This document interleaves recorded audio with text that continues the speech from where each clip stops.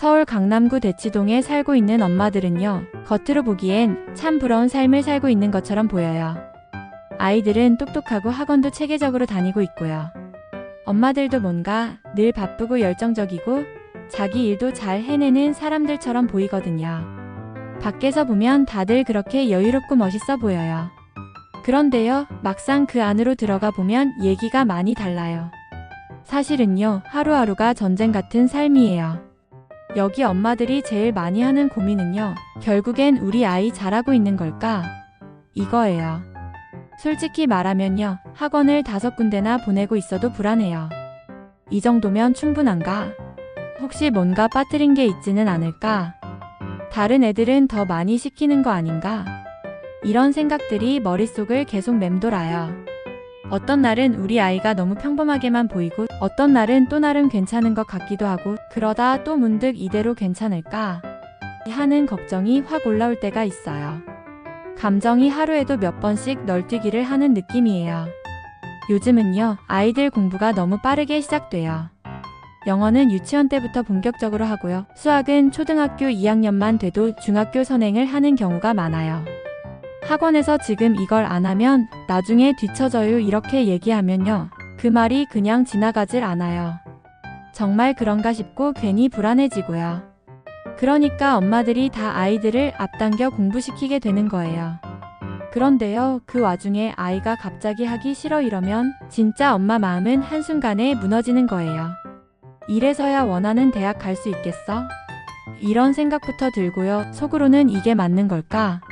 하면서도 멈출 수가 없는 거예요.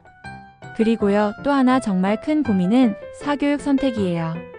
여기선 정보가 진짜 전부예요. 누가 어디 학원 다니는지, 어느 선생님이 어떤 스타일인지 그런 정보들을 발품 팔고 지인들 통해 듣고 카페에서 찾아보고 하루에도 몇 번씩 정보가 머릿속에서 업데이트돼요. 근데요, 그렇게 해서 어렵게 선택한 학원이 막상 우리 아이랑 안 맞으면요, 그때부터 자책이 시작돼요. 내가 괜히 바꾼 거 아닐까? 그냥 원래 다니던 데 있을 걸 그랬나? 이런 생각들이 마음을 무겁게 만들어요. 아이도 힘들고 엄마도 속상하고요. 그럴 땐 진짜 너무 힘들어요. 대치동은요, 분위기가 참 빨라요. 초등학교 고학년만 돼도 자연스럽게 대학 얘기가 나오고요. 중학교만 올라가도 정시냐, 수시냐, 내신 어떻게 관리할 거냐, 이런 말들이 그냥 밥 먹듯이 오가는 얘기가 돼요. 근데 문제는요, 입시 제도가 계속 바뀐다는 거예요. 작년에 맞았던 전략이 올해는 안 맞고 이번엔 이게 중요하다더니 또 바뀌고. 그래서 엄마들은 계속 전략을 짜고 다시 짜고 계획을 수정하고 또 새로운 정보를 따라가야 해요. 이게 너무 지치고 힘든 일이에요. 그 와중에요, 엄마가 엄마로만 살아가는 게 너무 외로워요. 하루 종일 아이 챙기고 학원 데려다주고 공부 봐주고 그러다 보면 정작 나 자신은 어디에 있는지도 모르겠어요. 아이랑도 계속 공부 이야기만 하게 되니까 점점 대화도 단순해지고 감정도 멀어지는 것 같고요. 남편은 바쁘다는 이유로 가정일에서 빠져있고 친구들 만나서 수다 좀 떨어볼까 하면 그 친구들도 똑같이 학원 얘기, 성적 얘기만 하니까요.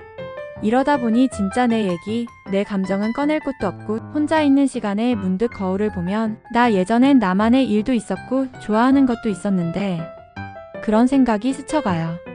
그리고 조금씩 마음이 허해져요. 또 대치동만의 비교 문화도요, 엄마들을 많이 힘들게 해요. 겉으론 정보 공유인 것처럼 얘기하지만요, 사실 그 안에는 은근한 비교가 항상 깔려 있어요. 그 집은 과학고 준비한대. 그 집은 미국 유학도 생각 중이라더라.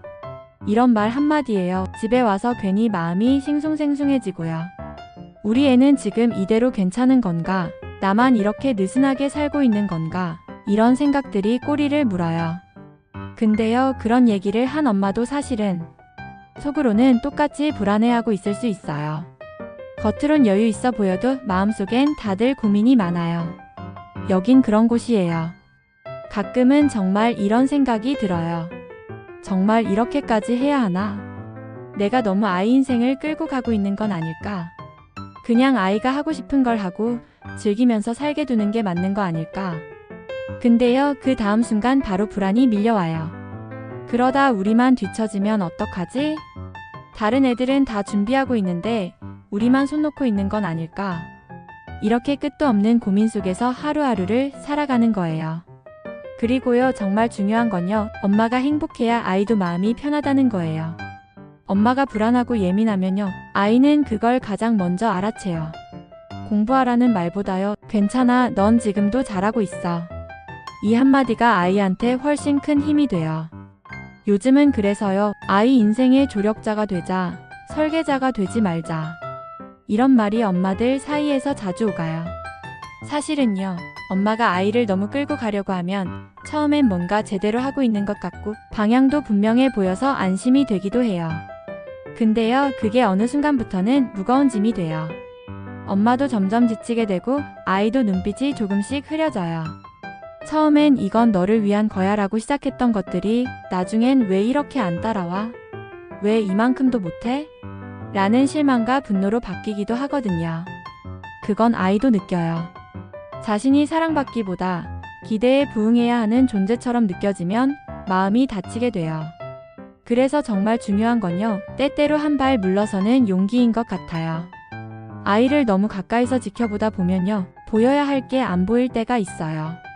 아이가 뭘 좋아하는지도 흐릿해지고 무엇을 힘들어하는지도 잘 안 들려요.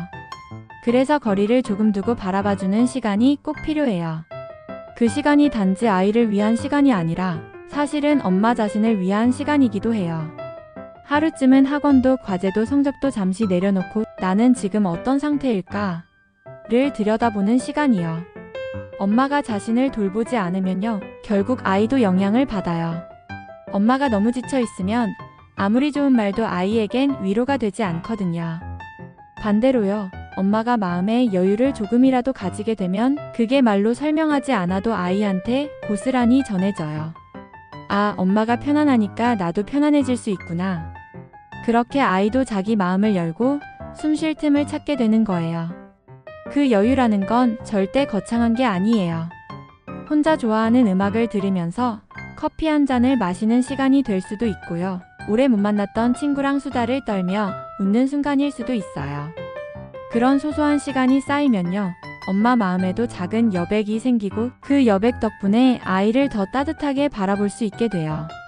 그래서 오늘도 이곳 대치동의 많은 엄마들은요, 수많은 고민과 불안 속에서도 아침을 맞이하고 아이 도시락을 싸고 학원 스케줄을 확인하고 중간중간 자신을 다잡으면서 하루를 시작해요. 그리고 다시 아이 곁에 조용히 서서 내가 끌고 가는 사람이 아니라 함께 걸어주는 사람으로 있으려 노력해요. 비록 모든 게 계획대로 흘러가진 않더라도 그렇게 하루하루를 버텨내는 그 자체가 사실은 아이에게 줄 수 있는 가장 큰 사랑이 아닐까 싶어요.